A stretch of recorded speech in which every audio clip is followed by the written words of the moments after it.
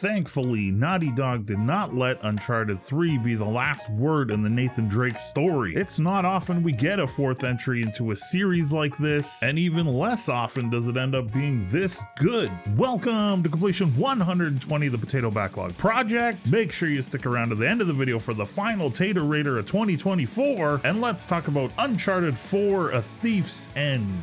Released in 2016 as Naughty Dog's first game on the PlayStation 4, Uncharted 4 picks up with Nathan Drake being retired from his previous life of thievery and international relic hunting. He settled down with Elena and works a legit day job for a scrap and salvage recovery outfit. Just your everyday man who got away with killing thousands of people while searching for hidden treasures. From all counts and what we see, they're happy. Though Nate does feel the pull of his old life calling to him, he fights it off until the past comes calling in the form of his brother, who he thought was dead. And it's a pretty good setup for the final adventure. The first thing I noticed about Uncharted 4 was the presentation and style of the storytelling, and the overall feel of playing the game itself. In between the third and fourth game, Naughty Dog released a little title called The Last of Us, and that game's influence is definitely felt here in my opinion. Story pacing, on-screen user interface, the in-game interactions, even the feeling of walking and running around the world remind me a bit of The Last of Us. These are good things. The best part of The Last of Us was the incredible character-driven storytelling within a video game. They took the best techniques of what worked there and applied them to Uncharted 4. Everything here is well thought out, feels like it belongs, and adds to the entire Uncharted 4 experience. I will not spoil the story on this one because I think everybody should play this game at some point, but I will touch on a couple things related to issues I had with the previous game. In my Uncharted 3 video, I mentioned the silliness of Nate and Elena having always broken up in between games, then getting back together in the next game. Well, it kind of happens here again, but at least it all happens within the game from start to finish. You get that whole narrative. You see and feel the emotional implications of Nate's choices, then you see the consequences of those choices play out between Nate and Elena. I enjoyed this much more than the way it was handled in past games, getting only bits and pieces of things, doing the same thing 2 times in a row. Here you see everything, see how hard the choices are for Nate, to see the forgiveness from Elena, and you see their relationship strengthen through the experience. It's just done much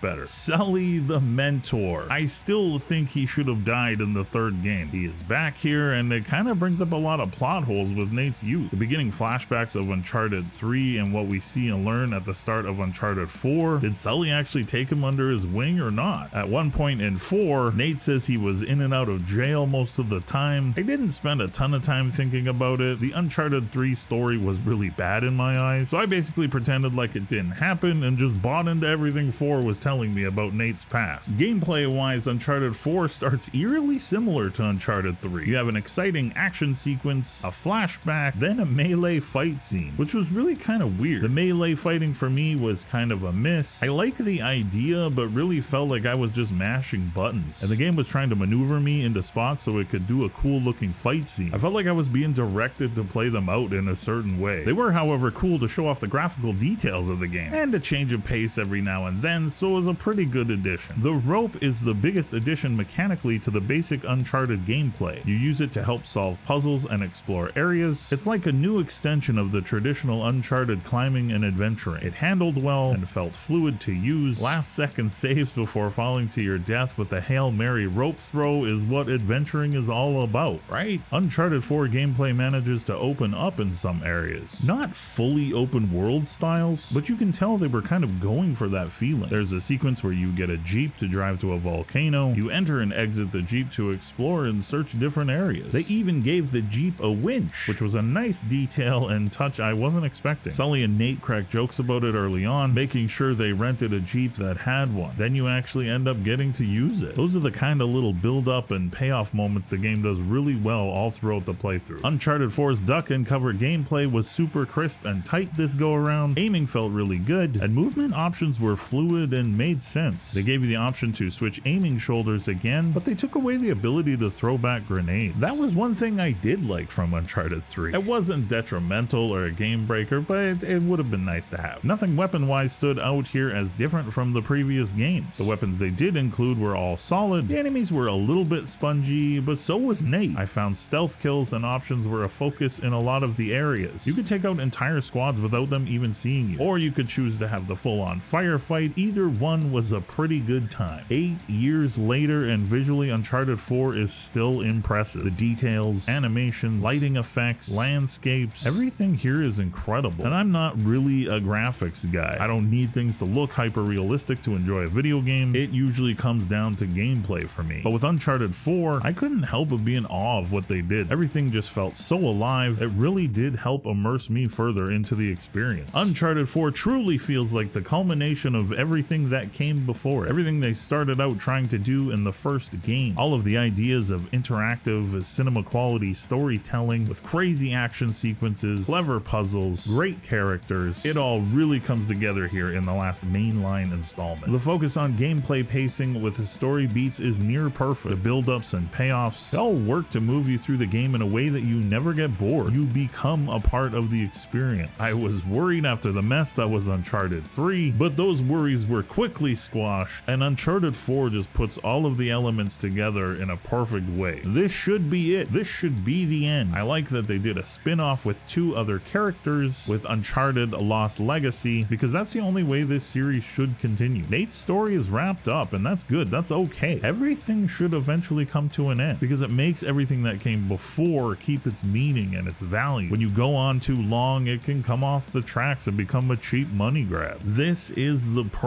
quintessential Uncharted game, and it's one of the best games I've ever played. It's in my top 50 for sure. The rarest 6 happy potato faces out of 5. This is a must-play video game experience if you like video games. With that, the Backlog Project rolls on. Be kind to yourselves and others that deserve it. We're on to the next one.